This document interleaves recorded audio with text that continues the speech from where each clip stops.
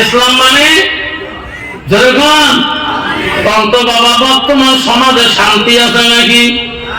বাপবারে শান্তি আছে, ভাইয়ে ভাইয়ে আছে, ভাই বোনে আছে, গ্রামবাসী আছে, সমাজে আছে, স্বামী স্ত্রী আছে, স্বামী স্ত্রী আরো দাও ঘুরে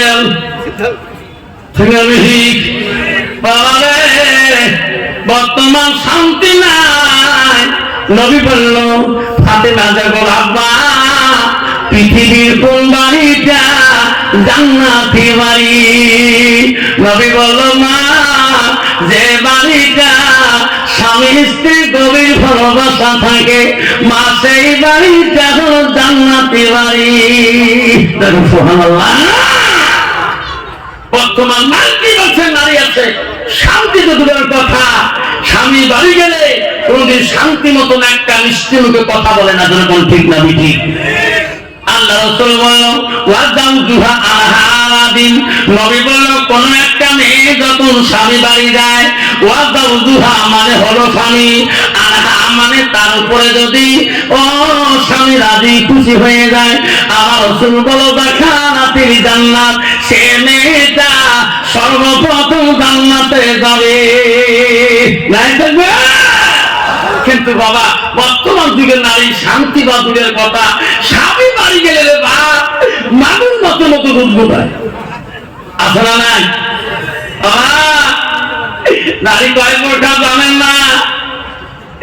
শোনালে সব জায়গায় হুজুর হওয়া যায়, সব জায়গায় বিশ্বে হওয়া যায়, মোল্লা মুক্তি হওয়া যায়, সব জায়গায় আমির শেখ হওয়া যায়, সব জায়গায় প্রধান সাহেব নেতা সাহেব হওয়া যায়, সব জায়গায় দারগা বাবু হওয়া যায়, সব জায়গায় অফিসের সাহেব হওয়া যায়। বিধির কাছে হওয়া বড় কঠিন। ঠিক না বিধি?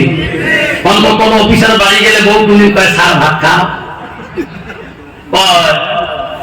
স্যার ভাত খাও, স্বামী কয় স্যার খাও, স্যার মারাছিস, খাইতে খা না খাইতে যা। ঠিক না বিধি? সব জায়গায় ছাড় হওয়া যায়, বউয়ের কাছে ছাড় হওয়া বড় কঠিন। মা বলে আম্মা আমা জান্নাত যদি যাইতে চায় ও মা গো, নবীজি তো তুমি বিবি ছিল মা হযরতে খাদিজাতুল কুবরা।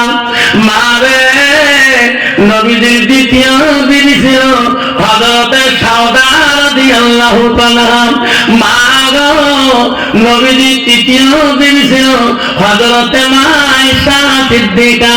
নবীজির ৪ নম্বর বিবি ছিল মা হযরতে হাফসা রাদিয়াল্লাহু তাআলা।